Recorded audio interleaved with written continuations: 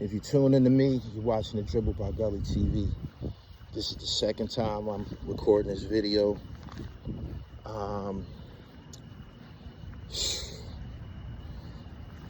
It's Sunday. I just got out of bed. I got a phone call. I was on a phone call about an hour ago. I tried to lay back down and I couldn't sleep. So I'm like, you know that you more than likely gonna have to get to walking to rid your body of this shit that, you know, that's on your mind. So this is what I'm doing now. Being Gully TV, I got a huge fan base from all over the world and shit, and I don't always know. I'm not aware of who's watching me, right? I'm 49 years old. I done been all over the world. I used to be a big time athlete, and I got a lot of relationships from sports that they very, very meaningful relationships that it's always gonna be like that. If you play sports, you already know what that brotherhood is like and how powerful that shit is. Some of my closest friends come from sports. I dominated sports growing up. I played football, basketball, I ran track, and I wrestled, right? I dominated all them sports. I had trophies and medals and plaques and all types of fucking accreditations and acknowledgments from them sports, scholarships on the highest level. Anyway, this evening, a guy popped up under one of my videos. Like I said, I don't be knowing who's watching me and shit. And he's on a profile under a different name. This is the profile that he commented from, that's not his name. So he in my comments, he like, Jamil, this is such and such. I need you to call me. I need a favor and shit. And he left his number in the comments. You know, when somebody leave a public phone number in the comments, you know, that shit, you know, kind of serious or whatever. So when I seen who it was, I'm like, oh, this is my brother and shit. I got the calling like right away. This is a white guy I played football with growing up. So I called him, I'm like, what's up? He like, man, I need you to talk to my son.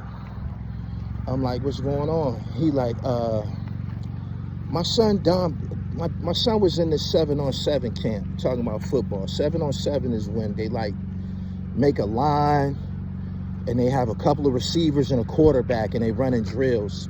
So you got an offense and a defense. You know, it's 7 against 7. Got 7. The other 7 is defensive backs and safeties and shit. And he like, man, my son just was in the 7-on-7 camp in Virginia. He dominated that shit. I'm like, oh yeah? He like, hell yeah. So, you know, my man, he's speaking about it. I could tell he's real proud of his boy and shit. And he like, I got a phone call a couple of days ago from this coach at like 4:30 in the morning and shit.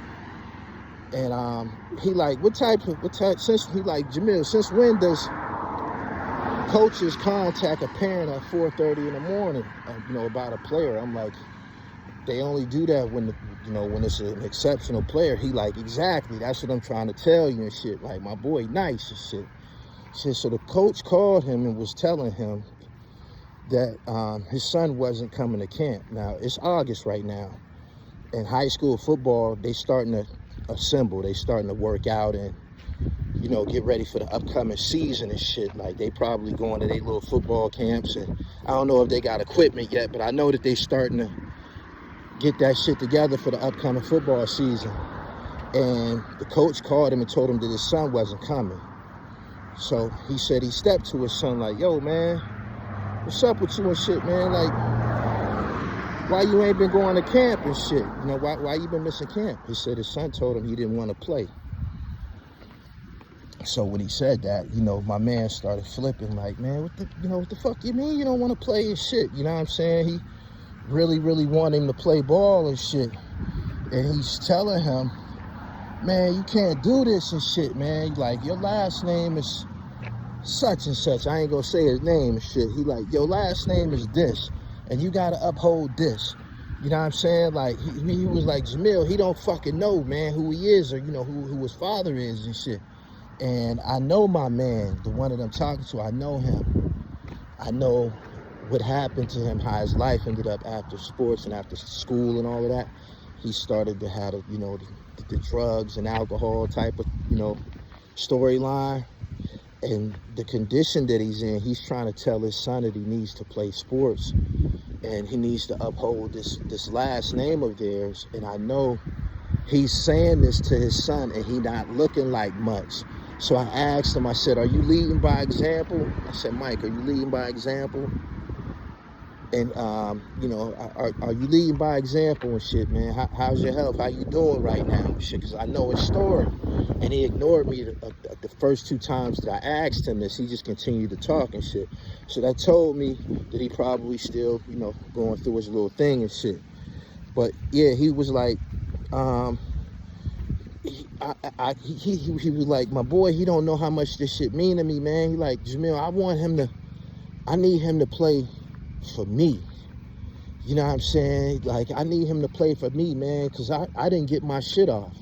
You know what I'm saying? Now, I didn't know that. I thought I was the only person to still deal with sports demons. Like, privately, to this day, you know what I mean? There's certain things that could trigger me and have me feeling a type of way. I had to watch people that I dominated. I had to read about them in the newspaper, excelling. I had to watch them on TV, excelling. Read about them in magazines and shit like that. And it always made me just feel terrible that I fucked my life up. And my man, his story is similar and shit. He was saying, now some of this shit I didn't even know, because like after we played on the same team, I moved to another side of town and we lost track of each other and shit. You know what I'm saying? So he was telling me, he like, man, I fucked up my 10th and 11th grade. This is a motherfucker 49 talking about what happened to him in the 10th grade, 10th grade and shit like that. And he like, man, I transferred from this one school and I had a full ride to fucking, he's like, I was in the McDowell district. I had a full ride to fucking prep and I fucked up on this test score and I ended up at Strong Vincent. When I got to Strong Vincent, the coaches didn't even know me. He's like, man, can you believe these motherfuckers? I wasn't starting on offense or defense. You know what I'm saying? And this is a bad motherfucker I'm talking about. I'm like, wow. You know what I mean? He explaining to me that he ended up at this school that he wasn't getting no run on offense or defense. So that's where the depression came in, which led to all of the, the substance abuse and all of that type of shit. I thought I was the only person that deal with that type of shit. Like, I went through the sports ringer too. Left one school, got a full ride to the school called Mercier's Prep. Got there, they tried to sit me. I'm killing shit, right? I went there on a full scholarship. I get there, I'm 6 man behind this motherfucking soccer player. I'm killing this motherfucking, killing this motherfucking practice. He telling me, Jamil, I don't know what's up with coach, man. Like, this is a soccer player. He's just an upperclassman, so he's starting. And I dealt with it for as long as I could before I wasn't used to sitting on nobody bench, man. Even though I was getting a lot of run, I just wasn't used to that. So I left that school. I'm making my own decisions. I left that school, went to another school thinking I'm about to leave this school and go to another school and play, not knowing that it's a rule that if you transfer, you have to sit out a season. So I'm in the process of fucking my life up. I'm on my own and I'm selling drugs and shit. You know what I'm saying? My drug background really kicked into gear because of this prep school that I went to. I had to buy my own uniform and I had to buy books, and there were certain things that I needed to have. I needed a car. I ended up getting it. There were certain things that I needed to have. I didn't have the support. Nobody was taking care of me. My mother had married another guy. Her focus was on him. Like, he came before me. I'm not gonna sugarcoat nothing and shit. So I was raging about that. I left her, went to be with my pops. My pops is a hustler. Instead of him saying, I'm gonna buy all this little starter jacket shit you want and these major damaged jeans and these used jeans, these Guess jeans, I'm gonna buy all that shit. All you gotta do is just go to school and play basketball. I got that. He didn't do that. He instilled in me exactly what he was. He tried to turn me into his mini-me, a street hustler. So he breathing the streets into me instead of protecting me and shit. And I'm getting addicted to fast money at a real young age. And it fucked my life up. I started going in and out of institutions and shit like that. And while this is going on, I'm still connected to the sports world because I'm still young. So I'm still reading magazines and newspapers and seeing people name on the news that I used to dominate and shit like that.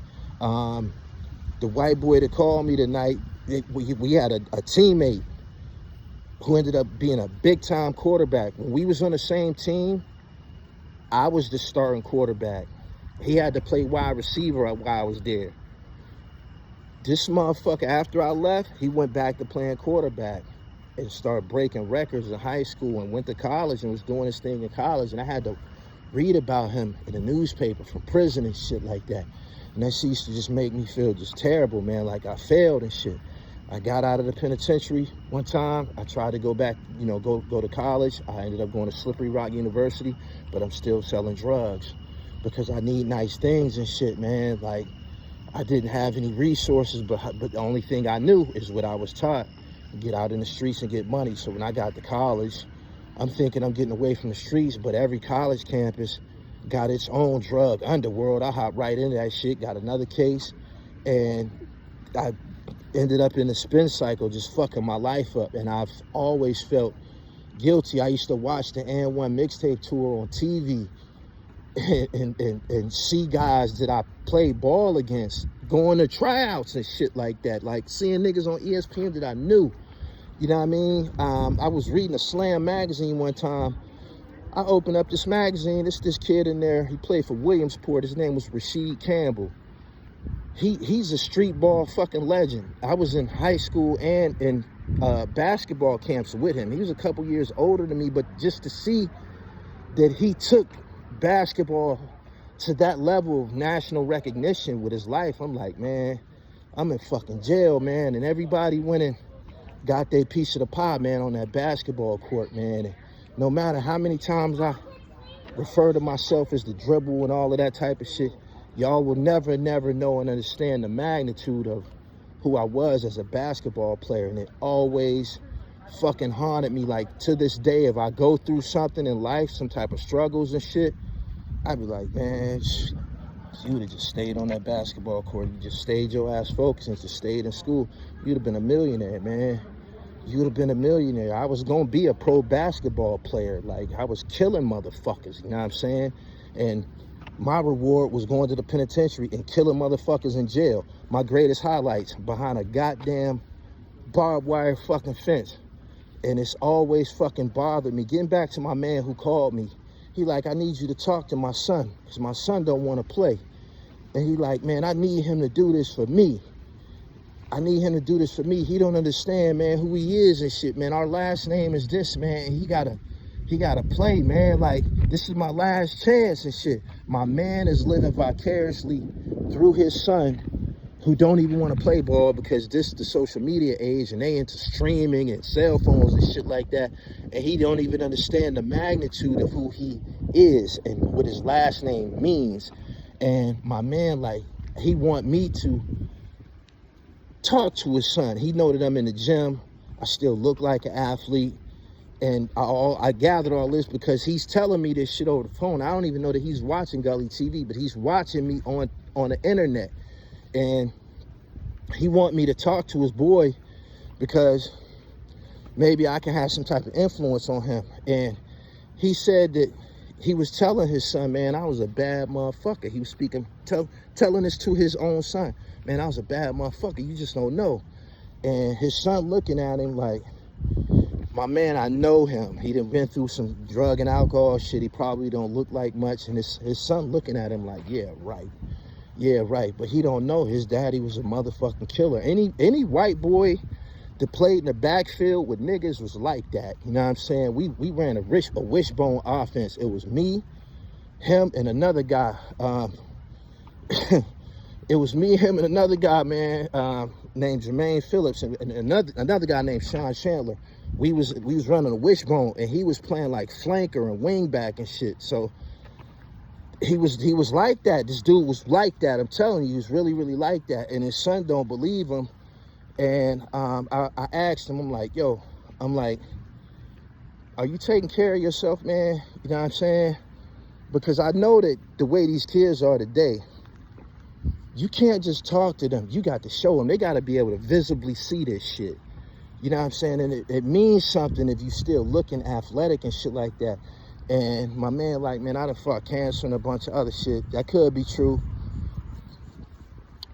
I say all of this to say that if he was able to lead by example, man, if he was able to go to the gym with his son and work out with his son and, you know, be living this shit, because it's obviously it's still in his spirit. It's fucking with him and shit. And he got to telling me, man, how he like, I don't want him to fuck up his life like I did and shit. He like, you know, I got to transfer in schools and shit like that, man, and I wasn't getting no run and shit. And this is, he 40, I'm 49, he 48. He talking to me about some shit from like 30-something years ago, and this shit is still on his mind, man. And I thought I was the only one to deal with shit like that. And it's a form of athletic trauma. It's niggas, many a niggas that had some regrets, you know what I'm saying, about the decisions they made, and they not satisfied with, you know, their present state, you know, the way their life turned out and shit. Like, I fucked around and ended up being Gully TV. Had this shit not all happened, ain't no telling where I would be. Possibly the cemetery, possibly somebody's federal penitentiary or some shit like that. And I was able to catch my balance because I was stumbling for years and shit. I was stumbling for years, man. And I didn't know that other people felt like this, man. My man called me and he was telling me about some shit that happened 30 years ago, man. Motherfuckers be grown men, man, blaming the way their life turned out on coaches and shit like that. You know what I mean? That's crazy. That's crazy. Like, blaming how their life turned out on a coach or something that happened to them and just never let it go. And I couldn't even sleep, man, after having this conversation, man, because I had to watch Melvin Levitt play for the University of Cincinnati. Now, he was an upperclassman, but I played against him.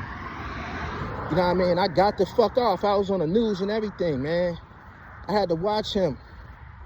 They was calling that nigga the elevator man or some old shit. He played for Cleveland St. Joe's, man. I got off against them niggas. I played against Spingarn High School in D.C. Like, I played against some killers, man. Like, seriously. And I wasn't protected. You know what I mean? Like, I just needed somebody to say, yo, man, you ain't got to sell no motherfucking drugs. You know what I mean? All this little shit that you like, you know what I mean? All this little material shit, because that's all it was. That was the draw. That's what pulled me to the streets. It was all material shit. You know what I mean? Starter jackets, sneakers, all of that. Want to be in school fresh and shit like that. You know what I mean? Want to have girls and shit like that. That all, I carried that burden and became addicted to fast money and shit like that. But had I been protected, had somebody said, yo, I got this, you ain't gotta do that, I probably never would have ended up in prison and all of that type of shit. These are regrets. Ain't nothing I can do about it. And there ain't really nothing that my homeboy can do about it, man, because our time has passed and shit, man. Like, we fucked up. But I was shocked that, I was very, very shocked that